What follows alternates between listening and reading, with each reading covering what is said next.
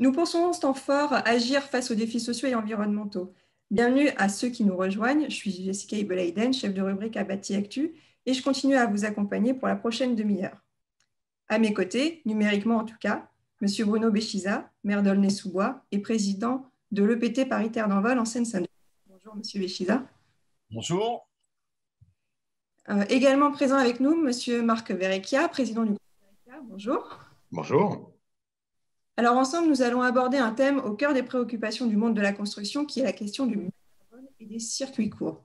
Mais nous allons l'aborder par le biais d'un matériau qui a été quelque peu oublié ces dernières décennies et que vous, Monsieur Verrecchia, en fait, espérez voir revenir davantage dans les bonnes grâces des constructeurs et des maîtres d'ouvrage pour bâtir non seulement les logements, mais aussi la ville de demain. C'est la pierre de taille. Absolument. Alors, pour commencer, est-ce que vous pourriez nous expliquer pourquoi ce matériau a été un petit peu oublié?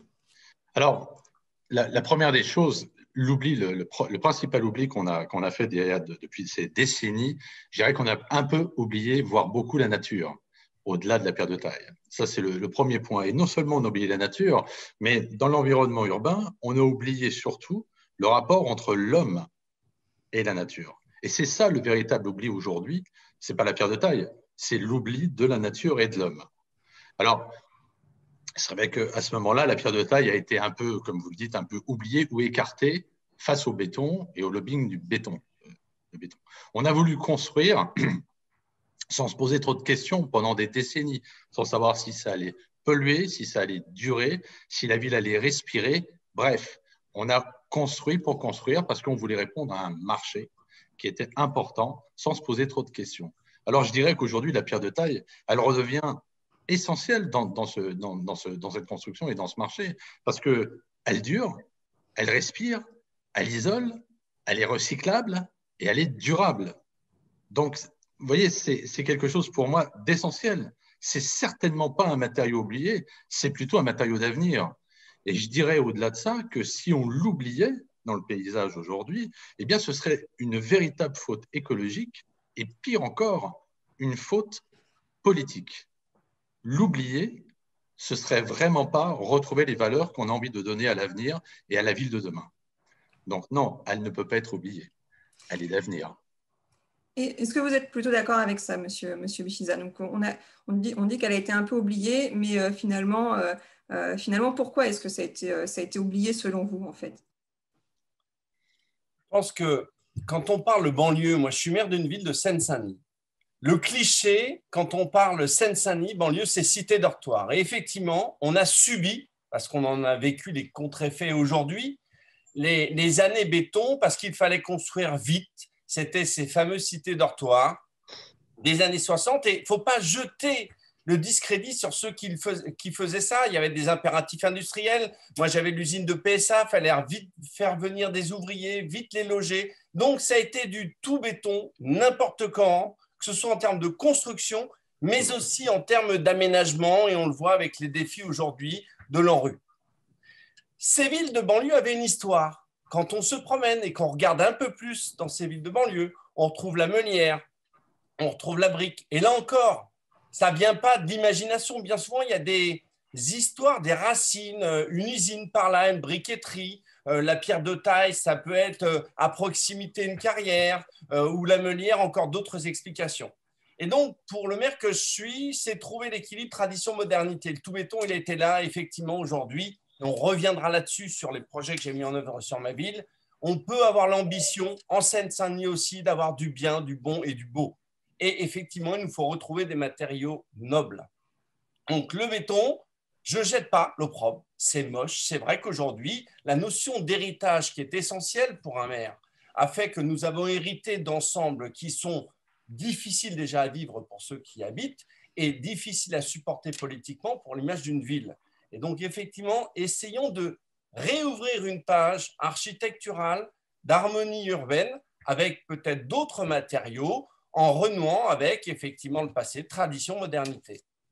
Oui, ça a été un peu aussi un peu en opposition justement avec des grandes villes à proximité de chez vous, comme Paris, où justement la pierre de taille était, on en voit quand même beaucoup.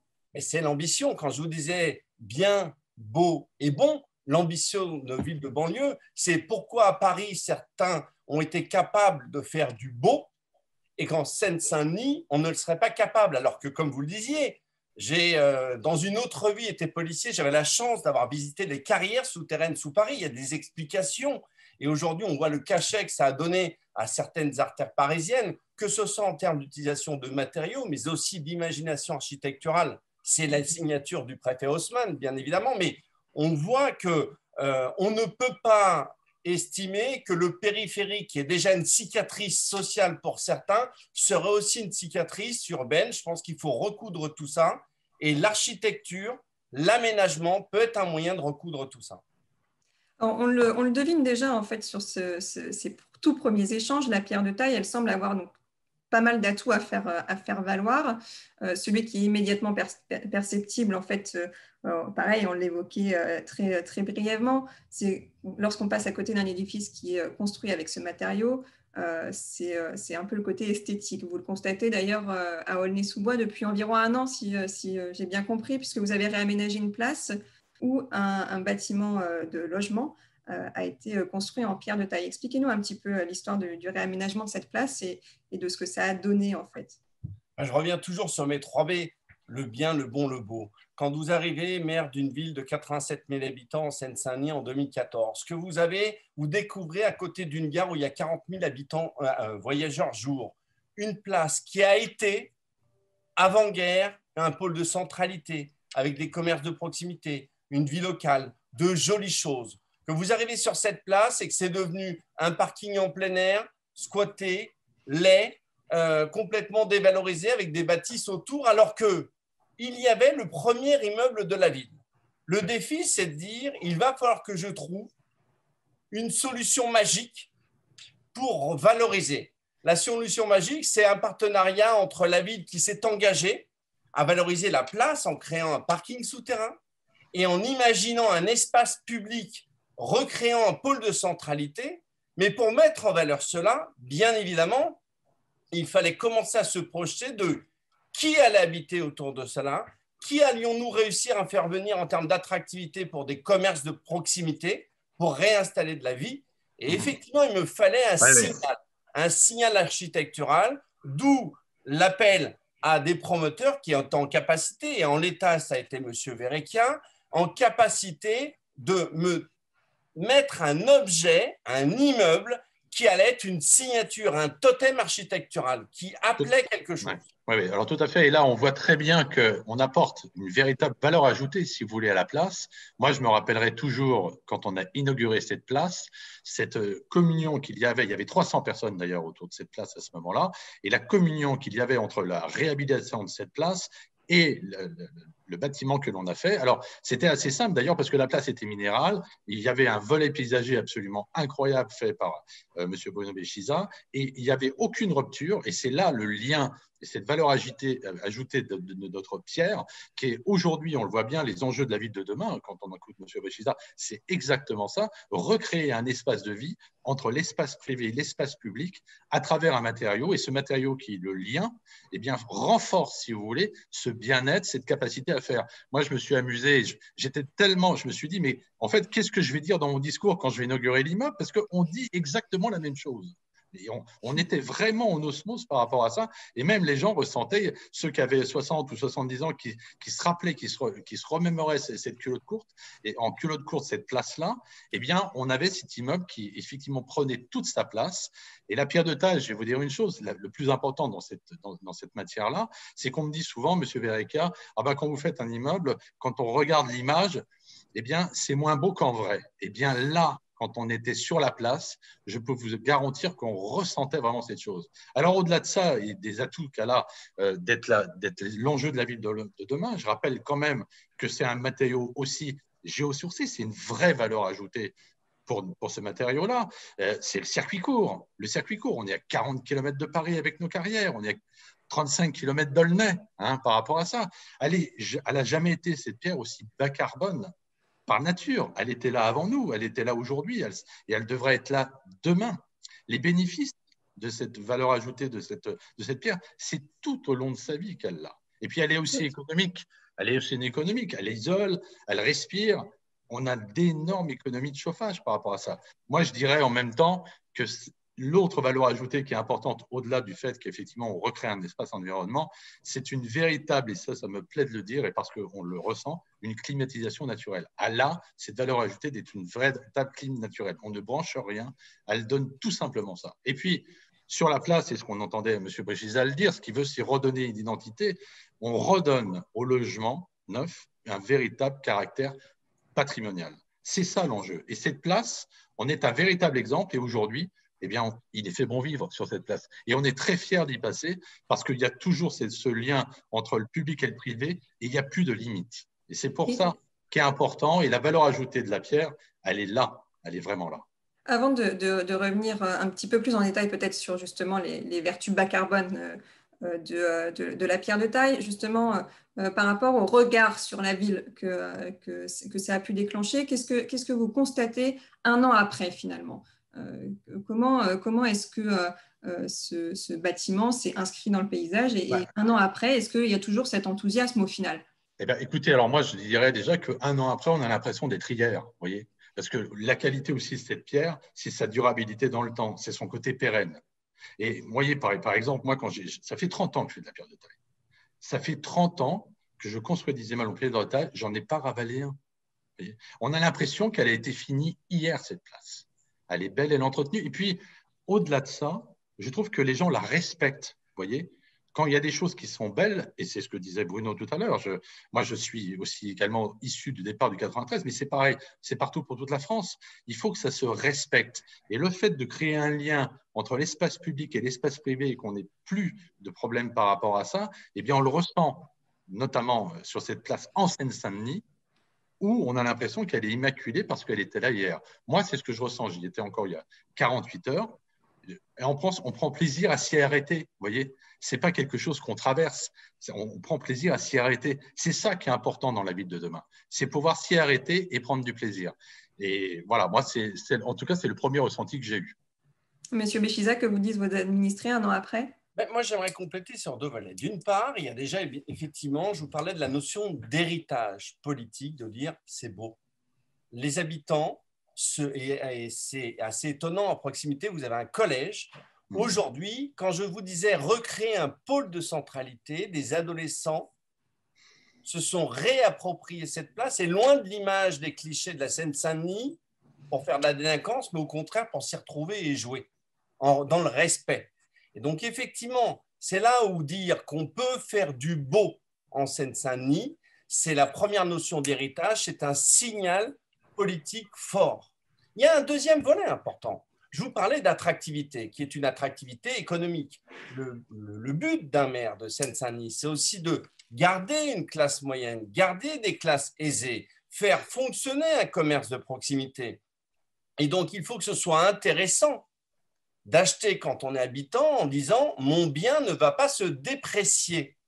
Et je pense que c'est important, c'est à prendre en compte aussi. C'est pas de construire vite et n'importe comment, on y fout rapidement des gens dedans, ils se débrouilleront, et puis 20 ans plus tard, on reconstruira. Non, on dit si vous achetez sur cet endroit-là, c'est un endroit qui va se développer, qui va prendre de la valeur, et votre bien va prendre de la valeur, mais pour les voisins aussi. Et c'est là où on ne va pas opposer la zone pavillonnaire avec des pôles de centralité de qualité, c'est que demain, l'habitant à proximité de la zone pavillonnaire va dire grâce à effectivement ce réaménagement et l'arrivée de construction de qualité, mon pavillon aussi va prendre de la valeur. Vous voyez, donc c'est du gagnant-gagnant. Alors, c'est tout à fait. Et je ne vais pas cacher mes valeurs politiques, mais effectivement, on a le droit en Seine-Saint-Denis d'avoir ces items comme ça. Et c'est là qu'on se rend compte, parce qu'il y a aussi un dilemme par rapport à ça. On nous dit toujours que la pierre de taille, c'est cher, et on voit qu'elle est abordable.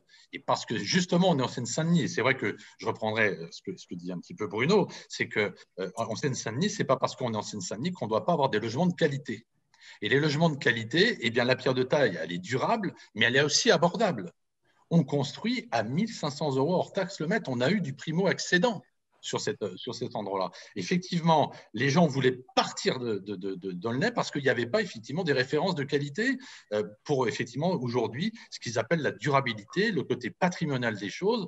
Et là, le fait d'avoir un immeuble dans cet endroit-là, et on le voit très bien, on a créé un bel environnement, on a quelque chose d'agréable où il est fait pour vivre et qu'on n'a pas envie de ne pas s'arrêter à cet endroit-là. Et c'est pour moi très, très important. Alors, la propriété, évidemment, et l'accession est primordiale par rapport à ça. Et on ne peut pas aujourd'hui, dans les générations à venir, ne pas construire durable et surtout pérenne. Et du coup, cette durabilité, vous l'avez dit, c'est un matériau durable, c'est un matériau qui est peu émissif, qui est géosourcé, qui nécessite peu d'entretien. Mais est-ce que vous avez justement des données peut-être un petit peu… Oui, parce que au-delà de tout ça, au-delà qu'elle soit belle, qu'elle soit durable, qu'elle soit agréable, qu'elle redonne un cadre de vie, qu'elle soit un lien social, cette pierre est un véritable lien social. Vous savez, il n'y a jamais de hasard dans la nature. On s'est posé la question, on s'est dit, si elle est aussi belle que ça, elle doit avoir beaucoup de qualités et des qualités techniques. Donc, du coup, on s'est dit, on va aller au centre des matériaux naturels et on va faire analyser cette pierre. Alors, dans le monde, dans le giron technique, ça s'appelle une fiche FDES. En gros, c'est une fiche sanitaire des caractéristiques dans les pierres. Et là, on s'est aperçu de choses incroyables. Et c'est là qu'on se dit, non seulement elle était là avant, elle est là aujourd'hui, mais elle va être là demain parce qu'elle se présente comme un matériau d'avenir.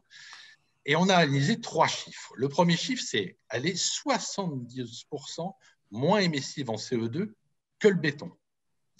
54%, et les chiffres sont très clairs, on aime bien être très précis, 54% d'économie de matière, d'énergie par rapport au béton. C'est-à-dire que l'EDF, ces choses-là, on est moins 54% par rapport à tout. Et le point le plus important, et j'aime le dire, c'est la période de déphasage. Alors, c'est vrai que c'est un peu bizarre, la période de déphasage, c'est mon histoire de climatisation naturelle. Mais pour vous donner un exemple, et un exemple simple, c'est par exemple l'été, quand on va dans une maison où c'est qu'on a un oncle, une tante qui est en pierre, qui a une petite maison en pierre de taille, en plein milieu d'un endroit, il fait 40 degrés, il n'y a personne qui pourra vous dire, et ça c'est quand même très important, qu'il fait chaud à cet endroit-là. On y passe du bon temps, on y respire et surtout, c'est agréable parce qu'il y a une qualité de fraîcheur qui est importante à l'intérieur. Et ça, c'est cette période de déphasage. Donc, la pierre de taille, on a analysé sur toute la journée. Le soleil, en général, il se lève à 9 h et puis il se ferme à 17 h. À quel moment la chaleur va rentrer? Et aujourd'hui, on va plutôt vers un réchauffement climatique. Et la troisième qualité de cette pierre, c'est son inertie, cette forte inertie qui permet justement, sur la journée, de ne faire rentrer la chaleur qu'à partir de 17 h. Le béton, c'est midi. Ça prend que 3-4 heures, vous voyez ce que je veux dire. Et puis là, le fait qu'il y ait une aération naturelle qui se passe, ça vous donne une clim naturelle. Donc, non seulement elle a cette forte inertie, pas d'entretien, je vous le disais encore tout à l'heure, je n'ai pas ravalé depuis 30 ans des immeubles. Et puis, la notion qui est très importante dans les propriétés de cette pierre, c'est son réemploi. Le matériau géosourcé, il est non seulement circuit court, donc il y a peu de temps entre la carrière, puisque c'est aussi une économie locale, mais il est circuit court, et puis on peut le réemployer parce qu'il est durable dans le temps. Donc on a souvent, alors c'est vrai que la notion de durabilité, ça veut dire quoi?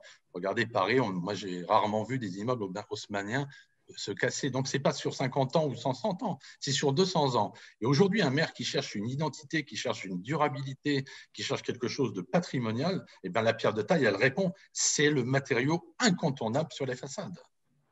Monsieur Béchiza, quels sont les arguments auxquels les collectivités locales, justement, peuvent être sensibles pour ce matériau, développer un peu plus ce matériau bas carbone, justement? Déjà, au-delà, il faut bien se souvenir qu'un politique n'est pas un homme de l'art. Donc, il va faire confiance à des techniciens.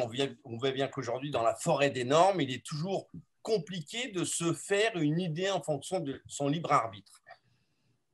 Moi, j'aime bien regarder. Donc, effectivement, on repasse le périphérique de l'autre côté, on regarde Paris. Paris avec certaines avenues où, effectivement, ce matériau qui s'est bien ancré dans l'espace, ce dont on parlait tout à l'heure, s'ancre bien dans le temps, parce qu'on a des immeubles qui, effectivement, contrairement à ce qu'on voit nous en Seine-Saint-Denis, avec des ensembles qui, au bout de 40 ans, nécessitent de la réinjection de finances énormes pour de la réhabilitation, on arrive sur Paris, on a des immeubles en pierre de taille qui, eux, ont dépassé ce temps. Et donc, c'est un critère, alors vous allez me dire, c'est très subjectif, mais les normes, on en adopte tous les ans et elles sont vite dépassées. Et pour les politiques qu'on a, on peut nous raconter tout et n'importe quoi. Donc, de temps en temps, c'est bien de se faire son propre avis, au-delà même des avis scientifiques. On le voit, je fais une parenthèse, aujourd'hui, malheureusement, avec la crise sanitaire, on peut avoir en même laps de temps sur un plateau de télé 3 avis différents. Par contre, effectivement, vous allez sur les grandes avenues parisiennes, à Pierre de Taille, c'est là depuis Haussmann, ça a bien vieilli. Alors, ça a peut-être nécessité certaines fois un petit toilettage, mais pas ce qu'on doit faire en Seine-Saint-Denis après des travaux qui sont faits il y a 40 ans. Donc, effectivement, c'est le premier critère. Et donc, à partir de là, on écoute ensuite les techniciens qui vont nous expliquer comment, en combinant différents dispositifs, on répond aux normes d'aujourd'hui du toujours mieux en termes environnementaux, mais aussi toujours mieux pour les habitants. Je pense effectivement en termes économiques, les dépenses pour les petits salaires énergétiques, minimiser effectivement ces dépenses, minimiser les dépenses pour une ville, et puis je vous dis, à moyen et long terme, voir les coûts de rénovation qui sont gigantesques sur les grands ensembles. Si on peut se dire que dans 30 ans, nous n'aurons pas ces coûts-là grâce à l'utilisation d'un nouveau matériau qui, paradoxalement, est un ancien matériau, tant mieux. Et donc, si je comprends bien, le prix n'est pas tellement un frein, en fait. Alors, je ne vous ai pas parlé du prix. Pour le moment, je vous ai parlé comment on se faisait un avis sur le matériau. Le prix, ça doit faire partie d'une autre équation, comme je vous le disais, et j'en ai un peu parlé, il y a un prix initial. Il ne faut pas se leurrer. Moi, je suis maire, je suis politique. Mon travail, c'est de représenter ma ville, les habitants d'hier, d'aujourd'hui et de demain, en termes d'attractivité et en termes d'investisseurs. Le promoteur, le constructeur, quand il arrive sur une ville, on est dans une relation commerciale. Il n'y a pas d'amitié, il n'y a pas c'est tout beau. Ce n'est pas le monde des bisounours, il y a des marchés, il y a une économie, il y a des critères. Donc, effectivement, après, c'est dans l'échange qu'il y a entre les futurs propriétaires, l'élu, le constructeur et le promoteur, on doit prendre en compte de dire, mais est-ce que dans 20 ans, on n'aura pas les frais qu'on a aujourd'hui sur certains grands ensembles? Est-ce que mon bien va garder de la valeur? Et pour moi, politique, est-ce que ce bien va faire en sorte que ça va valoriser ma ville, fixer mon commerce de proximité, fixer ma classe moyenne et mes habitants aisés, et voire même en faire venir de nouveaux? C'est ça mon équation. Tout à fait. Et on voit bien, vous voyez, moi je rebondis sur ce que Bruno dit, c'est vraiment ce duo aujourd'hui qui est très important sur une ville. Alors on repassera rapidement sur le prix, mais pour moi l'essentiel de tout ça, c'est ce duo décideur-bâtisseur qui est essentiel à la ville de demain. On ne peut plus réfléchir une ville sans avoir ces dualités. On l'a déjà réussi à travers cette place, mais c'est très important. Et pour moi, on a 3 défis, et c'est ce que M. le maire dit également. On a 3 défis très importants. Le premier, c'est le défi social. Le défi social, c'est le logement pérenne, le logement durable, le logement mixte. Le deuxième défi sur une ville aujourd'hui qui nous est demandé, qui me paraît une évidence, mais c'est le défi climatique. Il est hors de question qu'aujourd'hui, on construise sans penser à ne pas polluer, sans penser à ne pas faire respirer. C'est fini les villes où on doit avoir chaud la nuit, où on ne se sent plus respirer ou vivre par rapport à ça. Et puis le troisième, et on l'avait dit tout à l'heure, pour moi aussi, c'est essentiel quand je suis avec un décideur, c'est le défi économique. C'est fini les villes dortoirs, c'est fini la ville où on la traverse et on ne s'y arrête pas. Aujourd'hui, l'attractivité d'un maire, c'est de nous dire, moi je veux une identité sur ma ville, je ne veux que ça. Donc avec effectivement cette solution-là, eh bien on se dit qu'il faut qu'il puisse, dans cette ville, au lieu de la traverser, s'y arrêter, y manger, y travailler, y dormir, y vivre, bref, y passer du bon moment. C'est ça la ville de demain. C'est une sorte de ville-village, c'est plus que ça. Et c'est ça qu'on veut redonner. Et l'identité, et à travers cette pierre, eh bien, on redonne ça. Moi, aujourd'hui, et ce n'est pas qu'à Aulnay, c'est en France, c'est partout. Je pense notamment à une ville du Sud où le maire vient me voir et il me dit, moi, j'en ai ras-le-bol qu'on la traverse, qu'on ne s'y arrête pas sur ma ville. J'ai dit, mais évidemment, il me dit, redonnez-moi l'identité par rapport à ça. La pierre de taille, pour lui, est une véritable solution d'identité parce qu'il voulait prendre le passé, l'amener dans le présent et l'amener dans l'avenir. Et ça me fait toujours penser à une petite phrase d'un architecte, alors italien certes, mais qui était important, qui s'appelle Gio Ponti, et qui disait que l'architecture, c'était rivaliser avec le passé, l'avenir et les utopies. Et là, on est en plein dedans. Rivaliser avec le passé, eh bien, c'est garder l'identité de la ville, l'emmener dans le présent à travers le futur, avec ses nouvelles normes, ses nouveaux besoins. Aujourd'hui, on le voit bien à travers l'année qu'on a passée. toutes les personnes restent dans leur appartement, vivent dans leur quartier. Donc, le lien qu'on doit créer entre l'espace public et l'espace privé, il n'y a pas de limite. La place que l'on a réussi à Aulnay est un véritable exemple par rapport à ça. Et moi, je trouve que ces caractéristiques-là sont essentielles. L'attractivité, l'identité, vous voyez, on a besoin de se retrouver et de reformer les choses. Et la pierre, eh bien, elle a toutes ses vertus. On parlait des valeurs ajoutées qu'elle avait. Elle a des propriétés très techniques, mais elle a surtout ses avantages-là. Et que les gens s'y sentent. C'est peut-être malgré tout pas très adapté au parc, à tous les parcs. Dans le parc privé, ça peut marcher, mais dans le parc social, est-ce qu'on peut faire la même chose, M. Béchiza? Alors, moi, je peux répondre par rapport à ça au niveau du prix, déjà, parce que l'idée, évidemment, c'est le prix et c'est le deuxième volet des choses. Vous savez, je vais vous dire une chose, c'est pas tellement plus cher, cette pierre de taille. Mais pour une raison simple déjà, c'est que si vous voulez, quand vous ne connaissez plus, vous me parliez tout à l'heure d'oublier, nous on ne l'a pas oublié, ça fait 30 ans qu'on le fait. On a ce savoir-faire qui est là et on a bien analysé les choses et si vous voulez, on ne construirait pas depuis 30 ans si on ne savait pas équilibrer les choses. Oui, elle n'est pas tellement plus chère, elle a 7% d'écart avec le béton sur l'ensemble des façades. Ce n'est pas tellement plus cher. Mais on vous le dit tout à l'heure, ce qu'un maire cherche aussi, c'est son entretien. Donc, au bout de 20-30 ans, on ne ravale pas. Et puis, c'est l'énergie. C'est les gens qui sont dedans. Il ne faut pas que ça consomme trop. Donc, je le redis, la pierre, elle est économique, mais elle est plus qu'abordable. Mais on se retrouve quand même avec des grilles en fait, sur le parc social qui peuvent être contraignantes.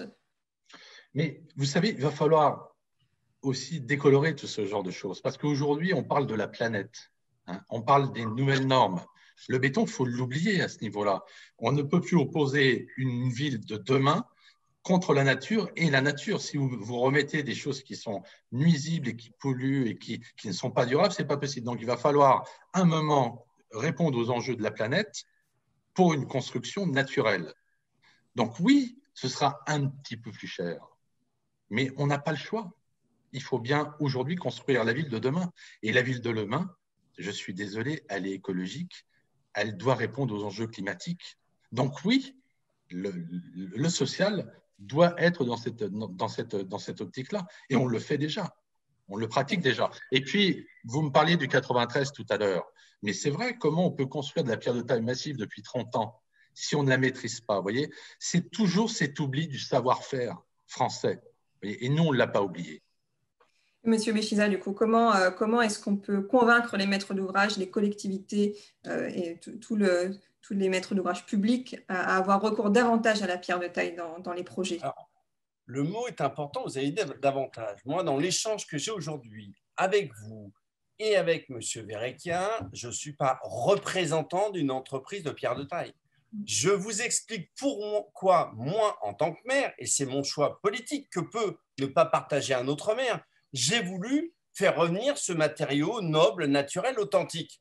Mais de la même manière, j'aurais peut-être pas envie de vivre dans une ville où il y aurait que de la pierre de taille. Moi, je crois dans la mixité aussi, dans des matériaux qui se croisent, avec des matériaux modernes. Aujourd'hui, on peut faire de jolies choses. Ce serait pas bon. Vivre à Disneyland, c'est pas mon rêve non plus. Voyez. Donc, aujourd'hui, c'est un matériau avec toutes les qualités qu'on en a données, mais qui doit aussi aller avec des belles constructions et donc de bons architectes, parce que le matériau n'aurait pas de sens. Vous voyez, le marteau n'est pas dangereux tout seul, il y a le bonhomme qui est derrière qui le rend dangereux. C'est la même chose sur la pierre de taille, encore faut-il que la construction soit belle.